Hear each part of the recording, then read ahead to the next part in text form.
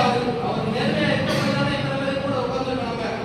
தலைவருக்காக எதை விட தியாகம் பண்ணுவோம், எல்லாருக்கும் உழைக்க தயாரா இருக்கீங்க. இங்க இருக்காங்க ஓட்டு போட தயாரா இருக்காங்க, உழைக்க தயாரா இருந்துச்சு. தலைவர் ஏன் வராரு, எதுக்கு வராரு, நமக்காக வராரு, நம்ம இந்த மாற்றத்தை கொண்டு வரதுக்காக வராரு, பெண்கள் பாதுகாப்பை உறுதி செய்ய வராரு. இதை மக்கள்கிட்ட கொண்டு போய் சேர்க்க வேண்டிய கடமை நமக்கு இருக்கு. நம்ம அந்த இயக்கத்தில் பயணிச்சிருக்கோம், நம்மளோட வெற்றி கழகத்தில் பயணிச்சுட்டு இருக்கோம். மக்களை சந்திச்சு மக்கள் அந்த ஓட்டு போடலாமா அப்படின்னு நினைக்கிறவங்க ஓட்டை மாற்ற வேண்டிய இடத்துல நம்ம இருக்கும். அப்ப நம்மளோட ஒவ்வொரு நிர்வாகியும் நம்ம தளபதியார், நம்ம மாநில பொதுச் செயலாளர் குஷியானந்தன், நம்ம தேனி மாவட்டத்தில் வெற்றுப்பாளையம், ஏன்னா அவங்களோட வேலைகளை அவங்க சரியா பார்க்க போயிட்டாங்க. அவங்கள பின்தொடர்றாங்க.